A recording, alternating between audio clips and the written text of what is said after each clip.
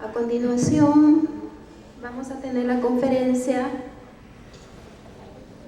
de anticoncepción y metabolismo óseo, dirigido por el Dr. Germán Salazar, ginecólogo obstetra de la Universidad Militar Nueva Granada, IFEPAP, fellow en laparoscopía operatoria, especialista clínica del CONTRI de Bogotá, Colombia, profesor asociado de la Facultad de Medicina, Universidad del Rosario, Bogotá, Colombia, presidente del capítulo colombiano de ginecología infanto-juvenil de FECOLSOP. Esta mesa va a ser presidida por la doctora María Salazar Chávez, médico gineco-obstetra del Instituto Nacional Materno Perinatal, asistente del Servicio de Adolescencia del Instituto Nacional Materno Perinatal. Buenas tardes a todos los participantes.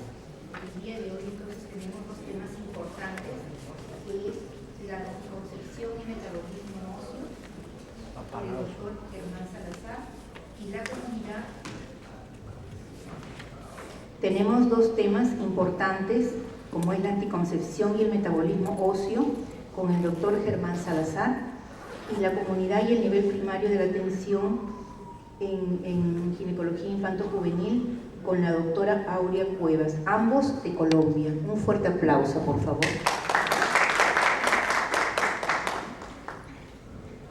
Buenas tardes.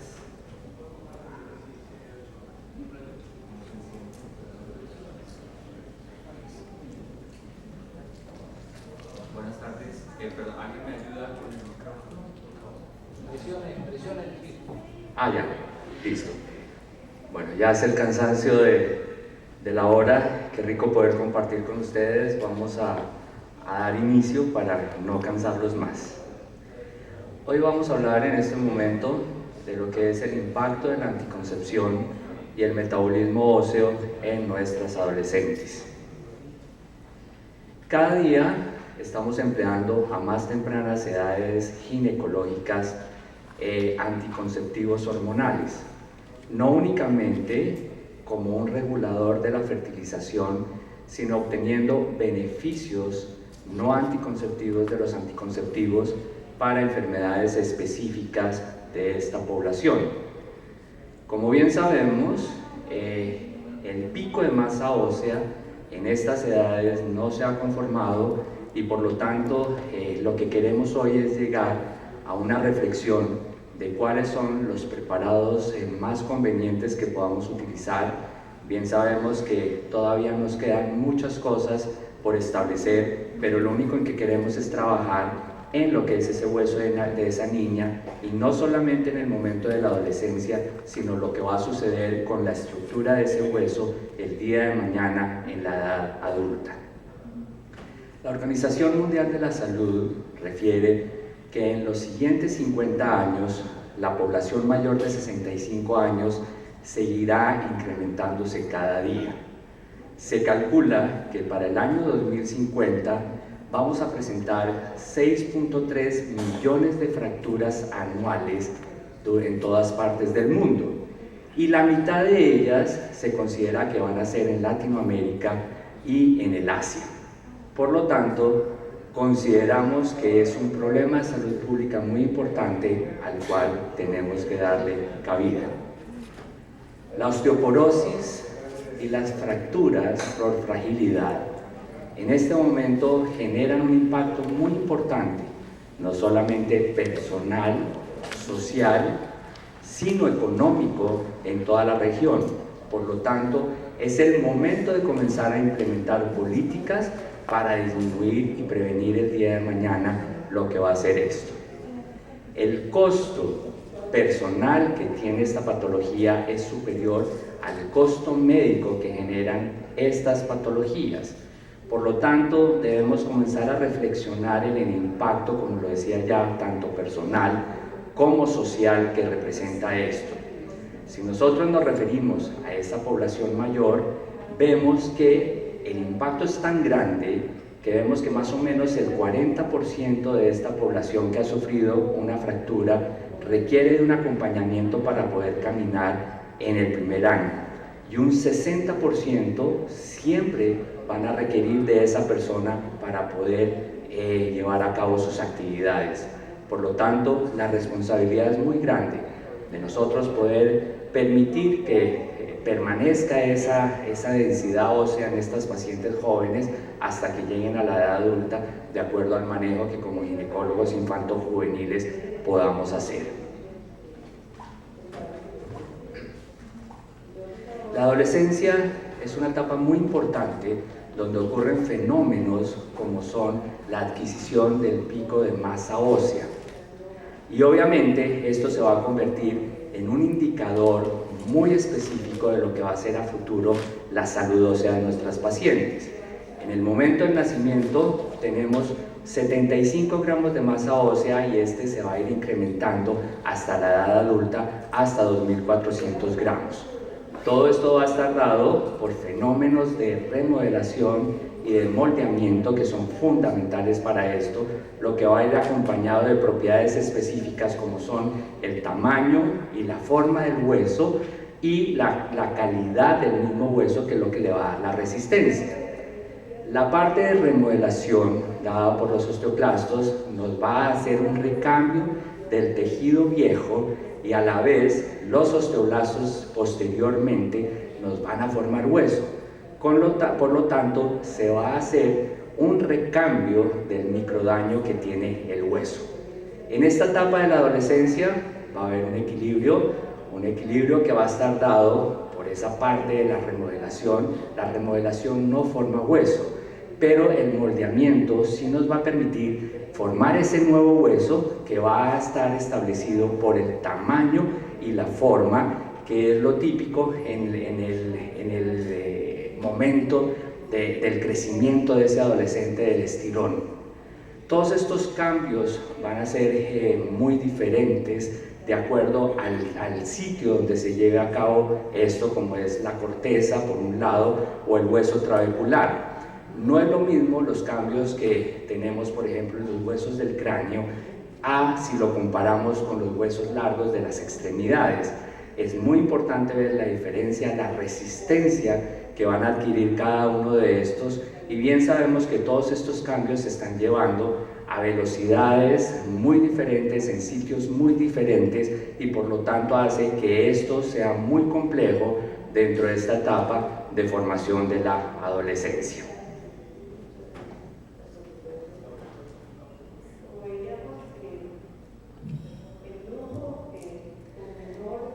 Todos ustedes conocen muy bien la curva de densidad mineral ósea. Sabemos que en los años posmenárquicos vamos a tener un incremento del 2 al 10% de esa masa ósea. Después de los 20 años va a ser del 0.3 y después de los 30 años va a haber una disminución. Son años muy importantes donde debemos saber impactar cuando vamos a elegir un preparador hormonal en nuestras pacientes para poder mantener ese pico de masa ósea, no alterarlo, y sobre todo el evitar que el día de mañana tengamos consecuencias importantes que aún no sabemos si suceden o no suceden dentro de todo este proceso que se viene a cabo. En la infancia y en la adolescencia hay un aumento importante de lo que es la densidad ósea. Se dice que más o menos en los 2 primeros años de pico de crecimiento de esto, vamos a tener una talla del 90% en ese momento, mientras que la densidad ósea es únicamente del 57%. Proceso que se va a continuar y va a terminar alrededor de los 18 años.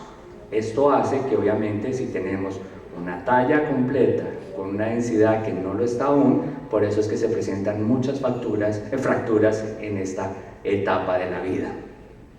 Todos estos cambios que ocurren en el hueso van a tener muy seguramente un impacto dado por los esteroides sexuales.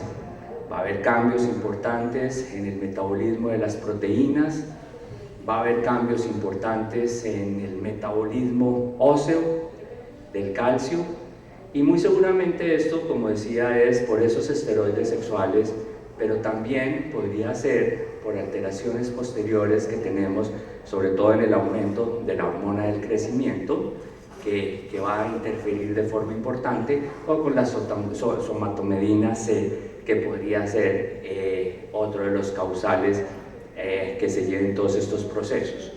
Quiero aclarar que tal vez lo que hace más difícil esto dentro de la adolescencia son esa cantidad de variables de las cuales va a depender la masa ósea, dentro de las cuales tenemos el impacto que hace el músculo sobre el hueso. Sabemos que el peso corporal más la tracción que genera el músculo va a estar en capacidad también de ese moldeamiento y de ese crecimiento del hueso. De igual forma, podemos hablar de la parte genética, que tenemos muy claro que va entre el 60 y el 80% de lo que implica, van a ser determinantes para decidir la pérdida, la velocidad de pérdida de esa masa ósea, y obviamente pues vamos a tener genes específicos que se han comenzado a relacionar de forma importante, como son los receptores de la vitamina D, importantísimo, y también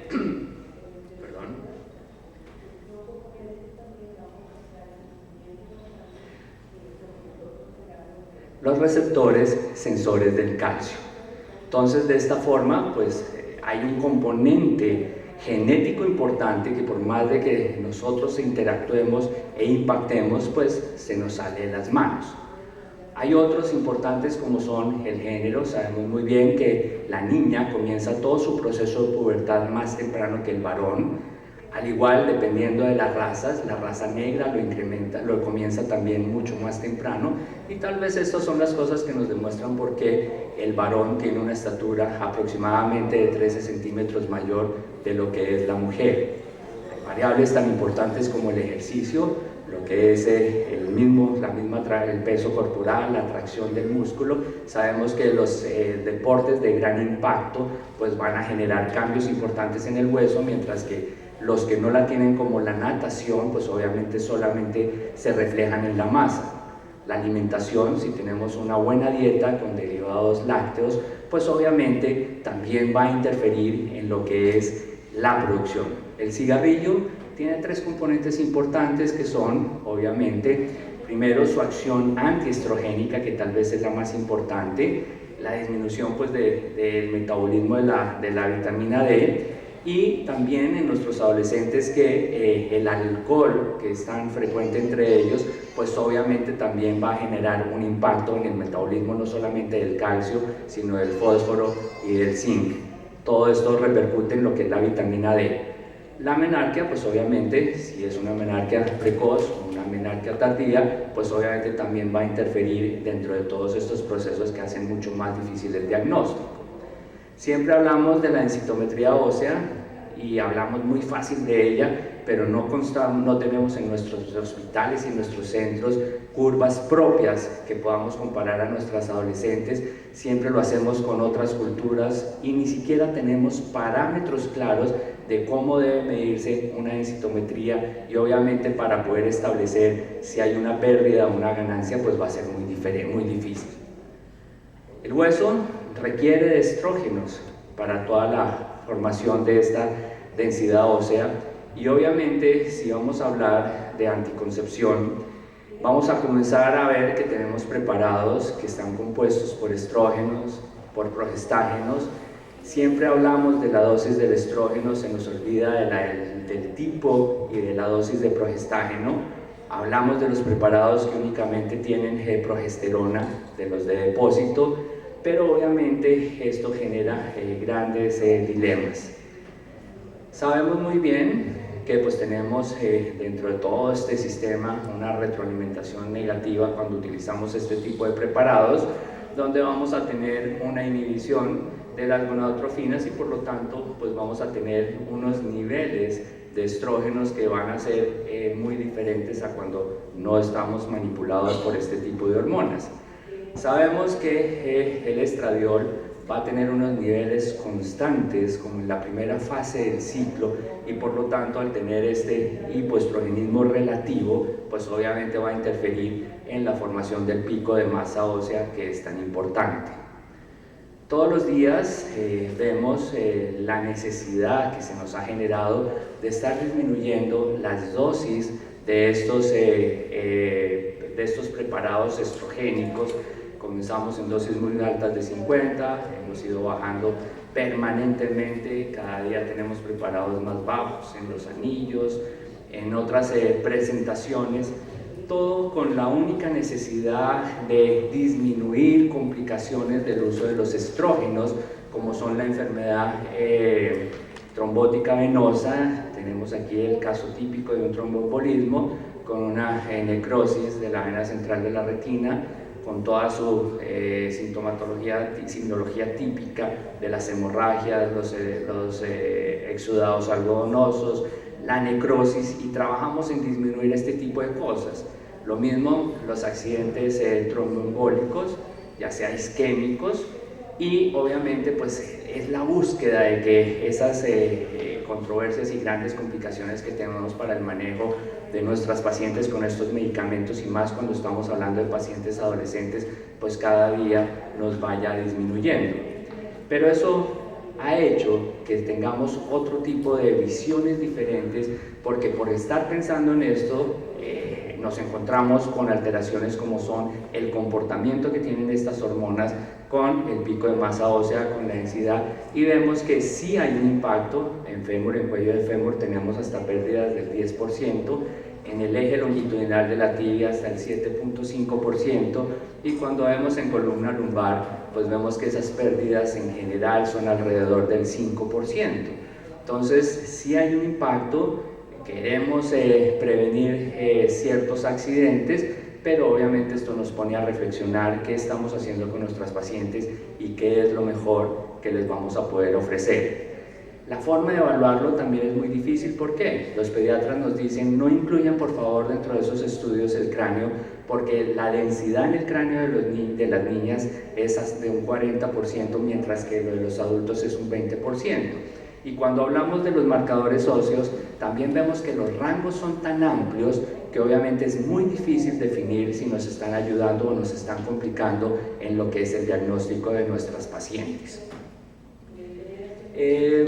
Estudios es lo que tenemos, cómo se comporta con preparados inyectables, los comparamos con anticonceptivos orales por tiempos prolongados, y vemos que tenemos toda la diversidad de resultados, pero pues trato de mostrarles como lo más general para que nos llevemos una idea de lo que queremos y no nos llenemos de tanta información. En este estudio pues se hace una comparación de lo que es un preparado inyectable como el acetato de medroxiprogesterona con un preparado combinado hormonal de bajas dosis. Se analizaron 433 pacientes entre los 12 y los 18 años. De estas 433, 188 no tuvieron ningún tipo de tratamiento. Se les aplicó acetato de medroxiprogesterona a 58 pacientes y 20 microgramos de etinilestradiol con 100 microgramos de levonorgestrel en 187 pacientes. ¿Qué sucedió con esto?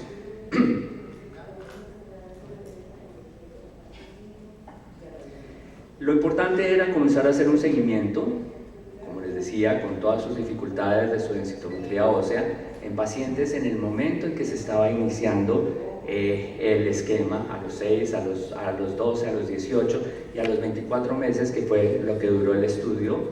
La idea era evaluar muy bien lo que era la columna lumbar, L1, L2, L3, L4, y poder igualmente visualizar qué sucedía en el fémur, específicamente en el cuello del fémur, para ver si había un impacto importante con una pérdida importante de masa ósea que fuese significativa.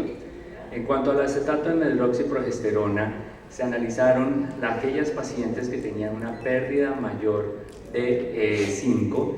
Estas son las pacientes, se hicieron 9 ciclos, por lo tanto daba alrededor de 27 meses para poderlo comparar posteriormente.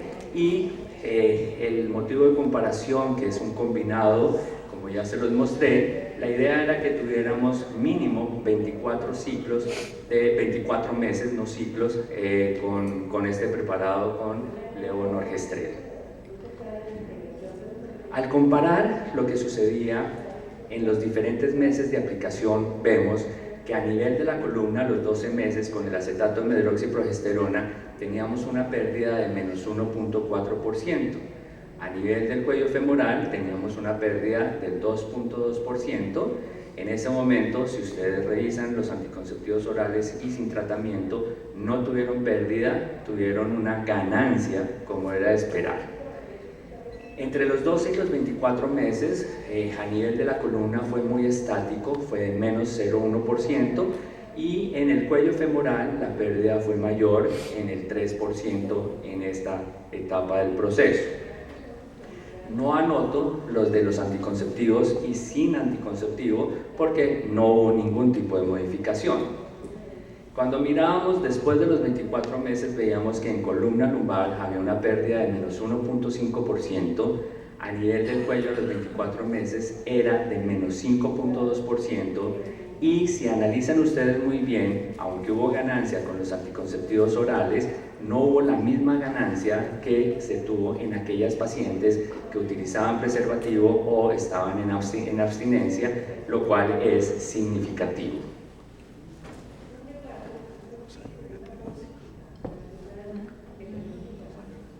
Cuando hablamos del acetato de medroxiprogesterona se han dicho tantas cosas, se comenzaron con dosis más altas. Hoy en día tenemos preparados que la mayoría y el que casi siempre se utiliza, que es de 150 miligramos que se aplica de forma intramuscular. Se ha pretendido bajar las dosis a 104 miligramos que se hace subcutáneo para tratar de disminuir esa pérdida que tanto nos aflige cuando hablamos de adolescentes.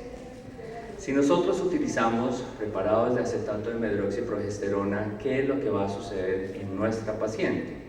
Lo que vamos a ver es que con el impacto del acetato de medroxiprogesterona, con los niveles del progestágeno, pues obviamente vamos a tener una variación en la producción de los estrógenos y vamos a obtener unos niveles también estáticos y muy bajos, semejantes, como ya lo había dicho, a los niveles que se presentan en la primera fase del ciclo, y por lo tanto pues vamos a tener esos niveles disminuidos que son los que van a generar el impacto a nivel del hueso. Como partícipe de todo esto que está pasando, se ha señalado la presencia de la 1,25 de hidroxivitamina D, que va a tener un impacto directo en la vitamina D con una disminución de sus niveles, y por lo tanto pues vamos a tener alteración de su fijación. Al tener estos niveles bajos de vitamina D, que también lo vamos a ver más adelante, que eran niveles que también los adolescentes estaban presentando, aunque no hubiesen sido impactados, nos genera otra variable importante de la confiabilidad que puedan tener estos procesos.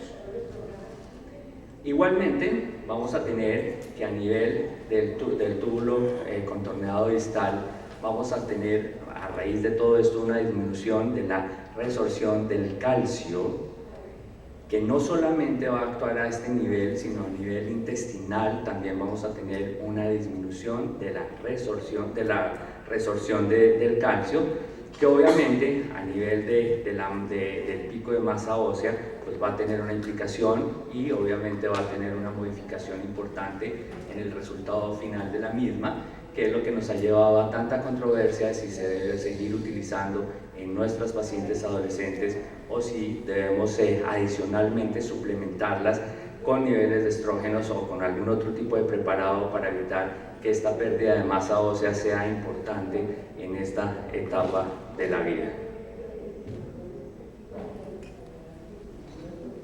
El resultado final, pues obviamente lo que habíamos dicho, una disminución de la masa ósea dentro de ese proceso de los 2 años de estudio, donde obviamente las implicaciones son significativas y nos deja pues la primera como sensación de controversia para qué vamos a hacer con todo esto.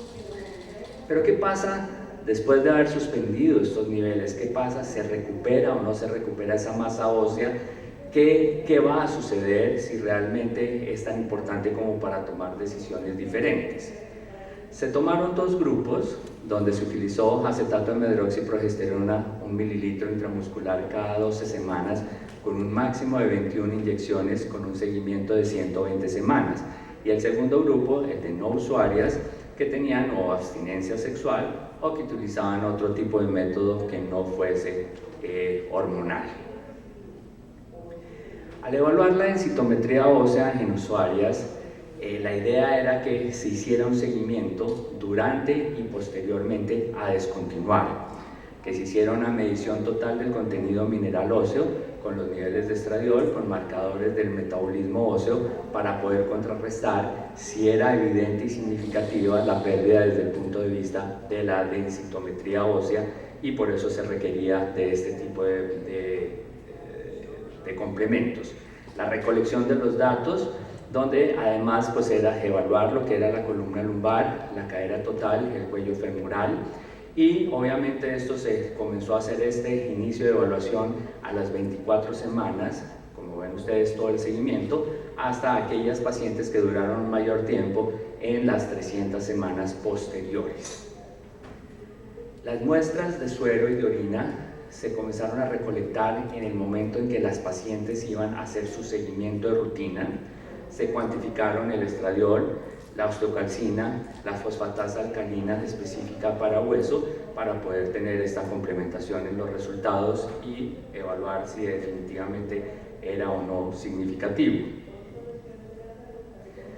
La edad de las pacientes eran de 12 a 18 años, 389 pacientes analizadas, 169 con acetato de medroxiprogesterona, no métodos 26, abstinencia 194, solamente hicieron esquema completo 98 pacientes desde la semana 240 hasta terminar, y en el momento de la última dosis teníamos una disminución de 2.7% en columna, 4.1% en cadera y 3.9% en el cuello femoral.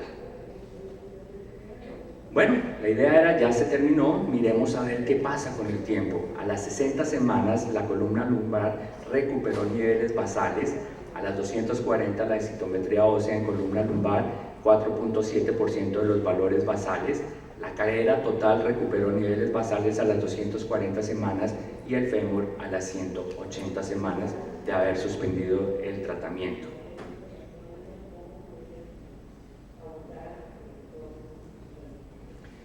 Por lo tanto, tenemos un aliciente importante, y es que con la utilización del acetato de medroxiprogesterona, que es tan utilizado en muchos países, en los Estados Unidos, es claro que mientras lo estamos utilizando tenemos una disminución de los niveles de masa ósea en la densitometría, pero que con el tiempo se va a recuperar esto.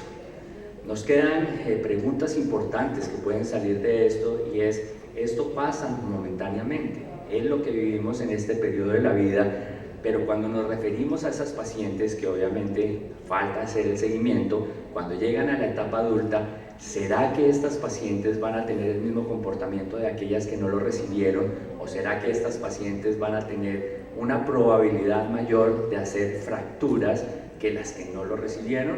Obviamente siguen saliendo muchas variables incógnitas que obviamente solamente el tiempo no lo va a referir, pero que en el momento de tomar decisiones con nuestras adolescentes, pues vamos a lograr tener un poco más de claridad. Se quería evaluar en este estudio la densidad mineral ósea en aquellas pacientes que tenían recientemente el antecedente de fractura, y evaluar cómo se comportaban los niveles de vitamina D en estas pacientes que utilizaron acetato de medroxiprogesterona.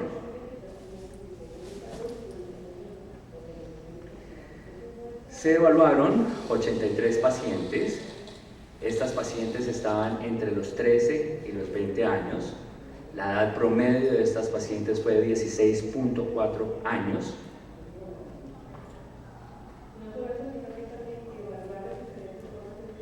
El número de dosis varió entre 3 y 18, mínimo 3 dosis.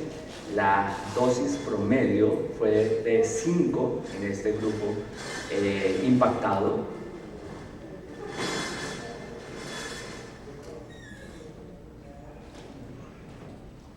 Y vemos que cuando hacemos la medición de la densitometría ósea, que de igual forma se hizo antes de iniciar la aplicación, cada 6 meses para ver el seguimiento de cómo se comportaba tanto en columna como en cadera, vimos que pacientes que tenían una pérdida superior a 5 fueron únicamente 15, que utilizaron un tiempo de 18 meses, 6 aplicaciones promedio, no podían ser menos de esas 6 aplicaciones para poder mirar. A nivel de columna, vimos que hay una significancia en la disminución de menos 0.33 más o menos 1, que cuando vemos la variable de la P, pues obviamente vemos que es significativa. En la cadera sucede algo similar, menos 0.019 más o menos 0.007, con una P de 0.014, que también es significativa. Por lo tanto, tenemos claridad que es significativa, y más para la edad de lo que estamos viviendo. O sea, pues volvemos a verificar que realmente esta pérdida de masa ósea es importante. Pero se vio que en estas pacientes que tenían antecedente de fractura de cadera en los últimos 2 años no hubo variables importantes, por lo tanto no fue una variable que pudiera cambiar esta interpretación. Pero lo que llamó la atención era que en todas las pacientes examinadas, cuando se les cuantificó vitamina D, todas las pacientes de este grupo tenían un déficit de vitamina D. Por lo tanto, pues comienza a generar una cantidad de incógnitas y de variables, porque pues si tenemos un déficit, pues obviamente los resultados en un momento dado nos podrían cambiar. Como les decía, quería que simplemente intentáramos dejar parámetros claros ya para terminar como conclusión, y es que no se nos olvide que estamos evaluando un grupo de pacientes muy especiales, donde ellas están expuestas cada día más a tener embarazos adolescentes con unas consecuencias muy importantes, y que por lo tanto antes de tomar una determinación deberíamos fijarnos muy bien. Que los mismos parámetros que empleamos para pacientes adultas en ellas no van a aplicar, que tenemos menos recursos porque estos marcadores, por sus grandes rangos, como lo había dicho anteriormente, no nos van a facilitar un diagnóstico adecuado. Que si miramos nosotros la posibilidad de utilizar estos preparados, o la posibilidad de tener una niña donde muy probablemente podamos regresar a niveles normales, pues obviamente de pronto deberíamos elegir si utilizarlos y evitar este embarazo adolescente. Nos quedan incógnitas si a estas pacientes que reciben estos preparados deberían tener una suplementación, ya sea de hormonas, de preparados de calcio, de zinc, de vitaminas, pero pues obviamente para ello faltan muchos más estudios, y desafortunadamente el volumen de pacientes que tenemos no es el adecuado, pero lo único que se quiere pues es lograr tener una densidad mineral ósea que permita una salud ósea para el día de mañana. Por lo tanto, la reflexión mayor es que nosotros que tenemos un contacto con estas pacientes, siempre pensemos en lo mejor, en lo que les debemos proporcionar, en los hábitos que les debemos dar y cómo acompañarlas, para que cuando estemos con pacientes adultas en la tercera edad, donde hay complicaciones tan severas como las que les mostraba al comienzo, no tengamos que padecerlas, y que muy seguramente aquí en Infanto la mayoría son mujeres. A ustedes muy seguramente les va a tocar si ya no lo hicieron. Muchas gracias.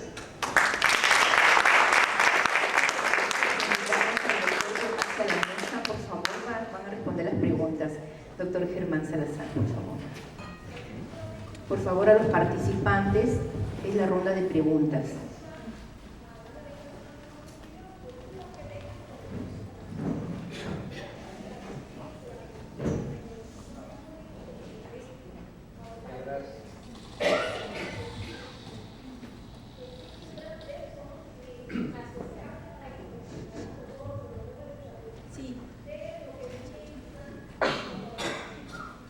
Doctor, me gustaría saber de los estudios que presentó, si encontraron alguna diferencia importante, porque usted mencionó el rango de Perdón, edades. es que no escucho muy bien. No escucha.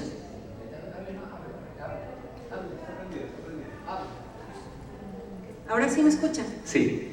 Quería saber si en los estudios que comentó se encontraron alguna diferencia por edad en función de la recuperación de la masa ósea, porque pues evidentemente todos sabemos no va a ser lo mismo que se impacte a una niña que tiene 12 años a una niña que tiene, no sé, ya está cerca de los 16 años, puesto que además como pediatra nosotros sabemos también que el crecimiento óseo lineal va a terminar prácticamente entre los siguientes 48 meses. posterior a la menarca. Nosotros frecuentemente nos enfrentamos a pacientes con enfermedades crónicas, complejas, no a las pacientes que ustedes están presentando, pero me gustaría saberlo porque frecuentemente nos vemos ante la encrucijada de tomar la decisión de si conviene en estas pacientes ofrecer una inhibición hormonal, dado las complicaciones que pueden surgir de las enfermedades, específicamente pacientes con enfermedad renal crónica compleja, que tienen uremia, que dificulta la densidad plaquetaria, que tienen anemia, pacientes hemato-oncológicas que van a ser sometidas a tratamientos intensivos de quimioterapia para inducir remisión de la enfermedad, pacientes que tienen enfermedades primarias de la coagulación, von Willebrand, trombastenias, es decir, un numeroso grupo de pacientes esencialmente con enfermedades crónicas, que me queda claro que el contexto es distinto, pero básicamente saber si hay alguna otra situación en función de la edad en la cual se está impactando a la paciente para esperar la recuperación de la masa ósea. Ok, a ver, me parece una pregunta terriblemente interesante, que afortunadamente ustedes como pediatras las viven mucho más que nosotros. Yo creo que debemos partir de varios puntos que debemos tener claros.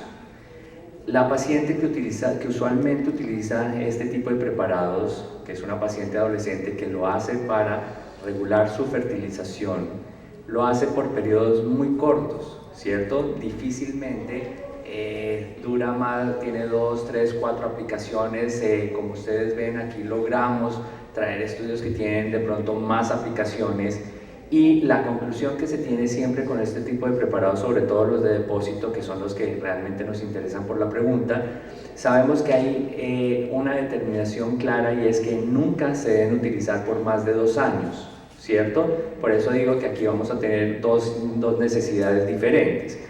Y en aquellas pacientes que lo han utilizado por 2 años, independiente del momento de la edad ginecológica en que se comenzó, realmente la recuperación es muy similar. O sea, no habría una recomendación mayor por la una o por la otra, y si vemos las implicaciones que tiene ese mismo embarazo, creo que con mayor razón se la daríamos a la que tuviera una menor edad ginecológica, por lo que implica un embarazo de 11 o 12 años y no tener las consecuencias. El otro grupo, pues ya es un grupo muy importante, que no es solamente una enfermedad que va a tener durante la adolescencia, sino la va a tener hasta la edad determinada que tenga esta paciente.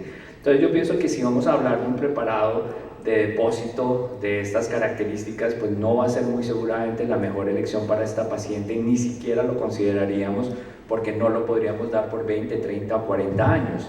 Entonces yo creo que deberíamos pensar en otro tipo de situaciones de preparados que no tuvieran estas implicaciones, de anticonceptivos no medicados, o algún tipo de implante o de cosas diferentes, que no fuéramos a tener la misma pérdida, creo yo. No sé, me gustaría saber el concepto de la doctora Inés de la Parra ya en sí, en su experiencia con pacientes ya crónicas.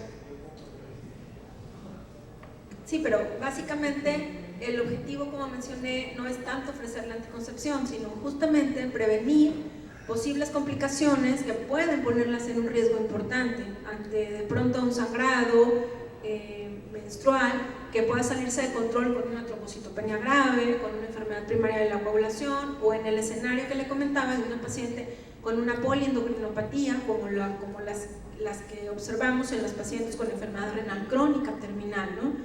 Entonces, repito, sé que es un contexto esencialmente distinto, pero quisiera saber en estos estudios que presentó o en la experiencia si existe esta diferencia en función de la edad, o eso no está descrito, ¿no? ¿Qué esperar? Porque habitualmente nosotros somos muy cuidadosos en eso. Nos queda claro que al indicar una inhibición tenemos que tomar en cuenta todos los factores que usted ya comentó, y desde luego el objetivo es que esta no se perpetúe más allá de 6 meses máximo, en tanto la paciente logra superar todas estas adversidades que estoy comentando y se logra estabilizar. Esa sería como la idea esencial, ¿no?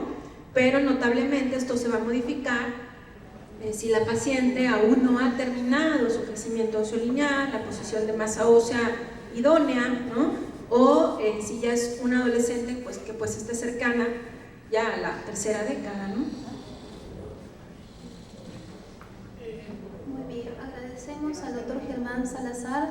En aras del tiempo vamos a continuar con la siguiente conferencia. Se va a entregar el diploma al doctor a cargo de la doctora María Salazar.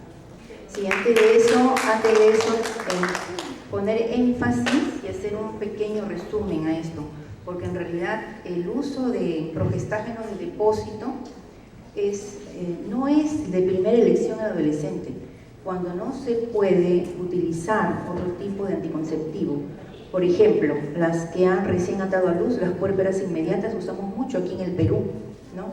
Y eso es por un tiempo, ¿no? No es que va a ser de manera crónica, existen muchos otros anticonceptivos. Muy bien. Entonces la siguiente conferencia va a ser la comunidad y el nivel primario de atención en ginecología infanto-juvenil a cargo de la doctora Aura Cuevas de Colombia.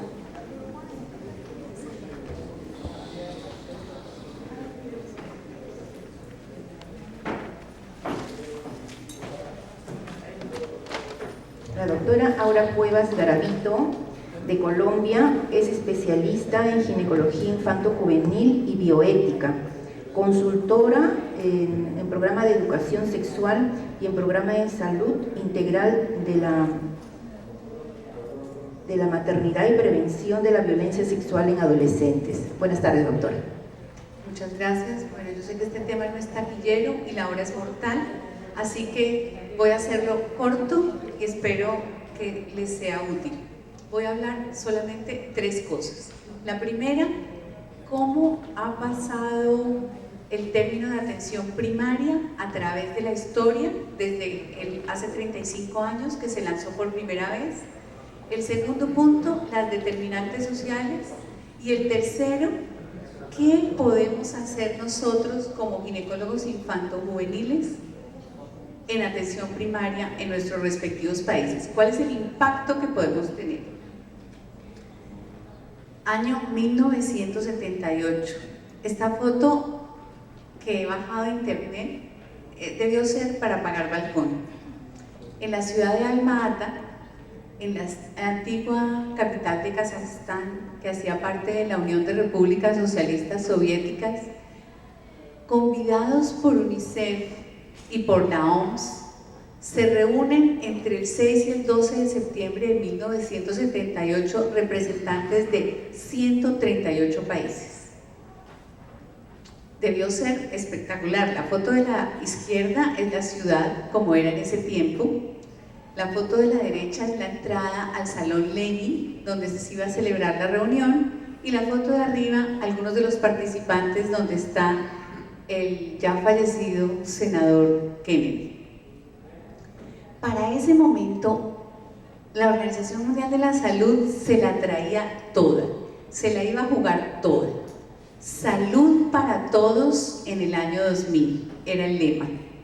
Por primera vez en la historia se habla de la salud, es un derecho fundamental. Es la primera vez, año 1978, hace 35 años si no estoy mal. Para ese momento, por primera vez se plantea, si la población tiene salud, esto vendrá como un beneficio económico, político y social para el mundo y favorecerá la paz mundial. Más revolucionario y en el Salón Lenin no podría ser. Así que después de esta reunión lanzan por primera vez el concepto de atención primaria que nace en un enredo singular. Esta es una foto del salón, ese día en la reunión. Alma-Ata hoy solo se llama Almaty, y yo creo que debe tener unos recuerdos enormes de esa gran discusión. Por primera vez también se habla de la gente, el pueblo tiene derecho a decidir cómo quiere que sea la salud. La comunidad es la que debe decir cómo debe ser la salud. Y aquí empiezan los problemas, porque esta fue la definición tan desafortunada que dio la Organización Mundial de la Salud. Dice: cuidado esencial de la salud accesible a todos los individuos, a sus familias, a través de medios aceptables para ellos, con su plena participación y a un costo asequible para la comunidad y el país. El entonces director de UNICEF de ese momento, perdón, de la Organización Mundial de la Salud, el doctor Mahler, ya tenía ahí sentados entre sus sillas, así como estamos hoy, una cantidad de detractores a esta definición tan ambigua, que salieron de la reunión ya diciendo, eso no se puede hacer, eso es absolutamente imposible, hay que quitar esta opción. Y ahí empezaron los graves problemas. ¿Por qué? Porque el documento quedó escrito en inglés y se refería no a lo que era atención primaria en salud como realmente se tradujo, sino a primary health care, que quería decir cuidado esencial de la salud. Atención es un hecho puntual.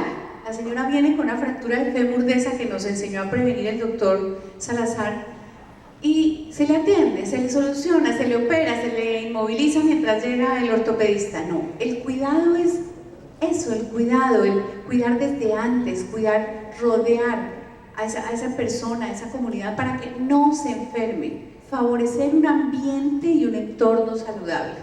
Y entonces ya se desvirtuó y quedó como atención primaria. La segunda palabra, primario, ¿qué quiere decir en el vocablo que se tradujo a la población de América? Lo elemental, lo primitivo, en vez de decir lo más importante, lo esencial. Entonces, partiendo de ese problema, pues tuvimos unas décadas en que la atención primaria no se le dio verdaderamente el mismo valor. ¿Cómo sería? Que en ese momento, y fíjense, año 78 dijeron, dados los problemas de salud que tiene la población, pues hombre, enfoquémonos a solucionar eso y estos son los puntos en los que vamos a trabajar. Y si los miramos, 35 años después, todavía prevalecen muchos de esos problemas. Año 1982, después de agarrarse del pelo unos a otros, dicen, hagamos una atención primaria selectiva. Y concretémonos a estos 4 puntos. Hidratación, crecimiento y desarrollo, lactancia y vacunas. Y en eso se quedaron detenidos durante muchos años. Pero el propósito era salud para todos. Lograr a través de la salud un bienestar de toda la humanidad. Empezaron a arreglarse las cosas después de la conferencia de Ottawa, que dice, bueno, salud, pero partamos de unos principios fundamentales. No puede haber salud si no hay paz, si no hay un ecosistema estable, si no hay justicia social, equidad y una sana alimentación. Y ahí hicieron la Carta de Ottawa, que fue la que empezó a regir y realmente empezó como a desenredar el tema de la atención primaria para darle un verdadero valor, para llegar a lo que hoy es la base de los sistemas de salud de Canadá, de Estados Unidos, del Reino Unido. Posteriormente se empezaron a realizar reuniones en diferentes países del mundo tratando de enmarcarla en las necesidades de cada momento. En Adelaida, Australia, la Carta de Australia era ¿cómo diseñamos políticas públicas saludables? En Suecia, hagamos entornos saludables. ¿Cuál es un ambiente saludable en la escuela, en la familia, en la comunidad, en la calle?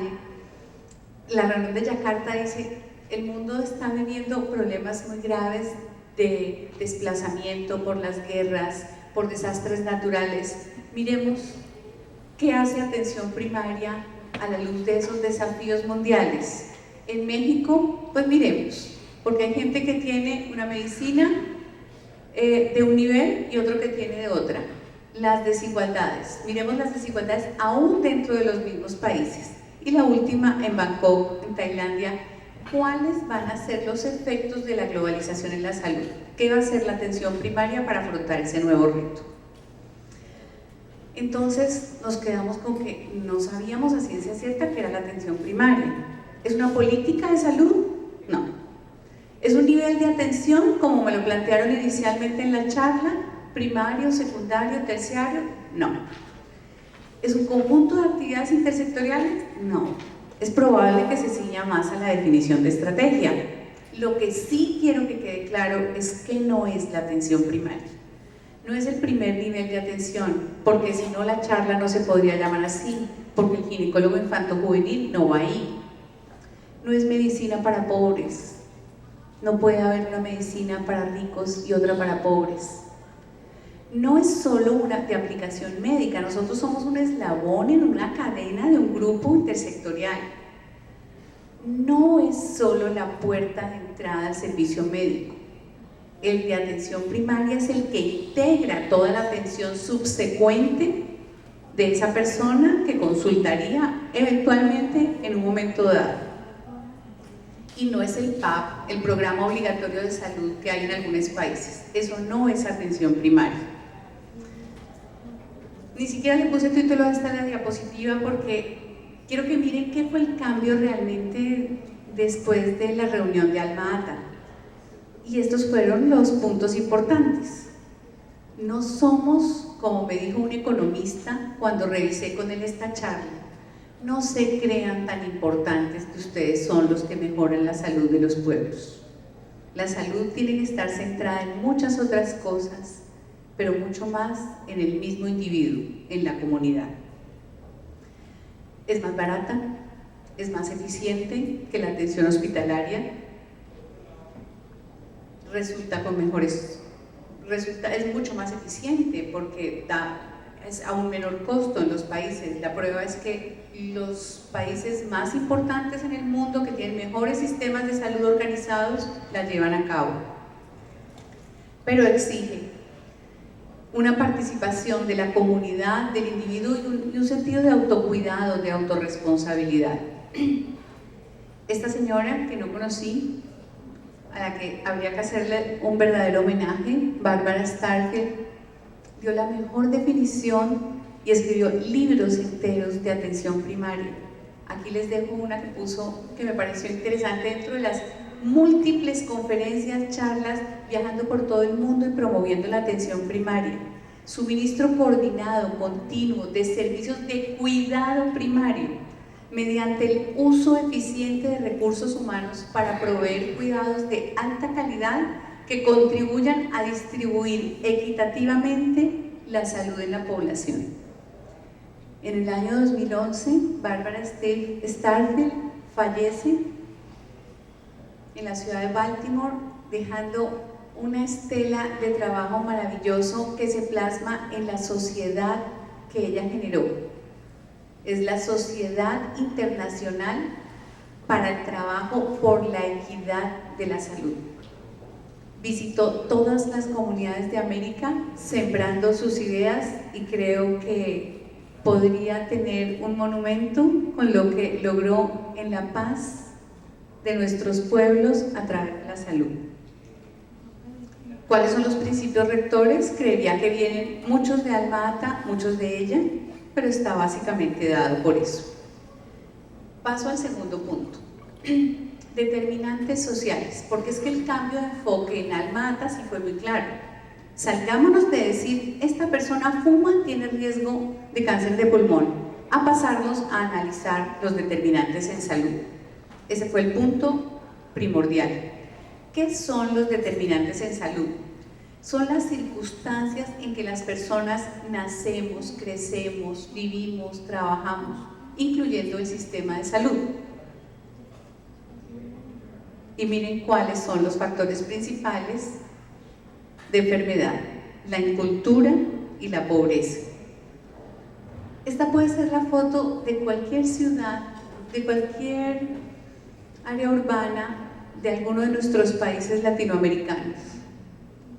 Crecimiento demográfico, cinturones de miseria, trabajo infantil, urbanismo generado en desorden, mala distribución de alimentos, de la cadena de alimentos.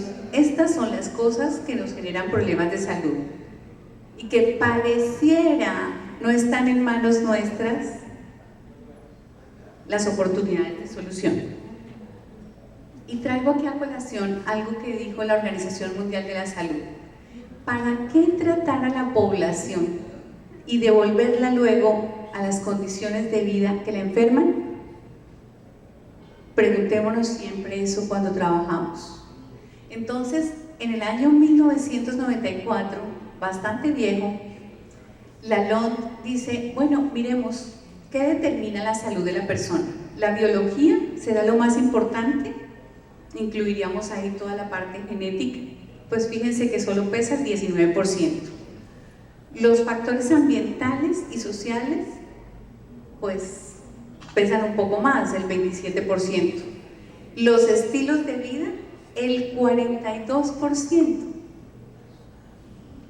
Y lo que hacemos nosotros, ahí se aplica lo que me dijo este economista, no se crean tan importantes, solamente el 11%. Entonces, Lalonde, a raíz de estos estudios, genera toda esa ambientación para que toda la población norteamericana cambie su esquema de atención en salud. Los estudios de Lalonde siguen siendo la referencia en determinantes de salud, y aquí traigo una diapositiva absolutamente aburrida sobre cuáles son realmente los determinantes en salud de los pueblos. Fíjense que pareciera que nada de eso nos importara: el desempleo, el transporte público inadecuado, el estrés persistente. Miremos la cantidad de enfermedades de orden cardiovascular, de diabetes, de cáncer, que se generan a raíz de estas cosas, factores en los que nosotros podemos influir. Tercer punto, ¿y qué con nosotros? ¿Realmente tiene alguna importancia para nosotros? Pues dependiendo de nuestro perfil, dependiendo de nuestras aficiones. Si solamente nos concretamos a la consulta y a operar, podríamos incluir en nuestra consulta el análisis de todos los elementos psicológicos, filtrar qué sentimos, cómo vive esta persona dentro de una comunidad, cómo se relaciona con la mamá, sencillamente si es un adolescente, cómo le va en el colegio, hace deporte. Y parece que a veces nos toca hacer esfuerzo y ponerle mucha ilusión al trabajo y concretarnos a entender a los adolescentes, que son tan cambiantes. Lo que ayer era importante para ellos, hoy no es, ya no, porque el presente es el tiempo real de los adolescentes. El pasado, lo de ayer ya pasó, y el futuro está lejísimos. Entonces tenemos que trabajar en el presente que es el tiempo real de nuestros adolescentes. Entender que toda consulta de adolescentes es una oportunidad educativa. Aprender a trabajar en equipo y conocer qué hay en nuestra propia ciudad de redes de apoyo social, de redes comunitarias, de programas de desarrollo personal integral, que muchas veces serían la solución a los problemas que manifiestan los adolescentes. Desde la sala de partos hasta la senectud, toda la gama de posibilidades está en nuestro abanico de trabajo como ginecólogos. Nos consultan desde niñas y siguen siendo nuestras pacientes de mayores.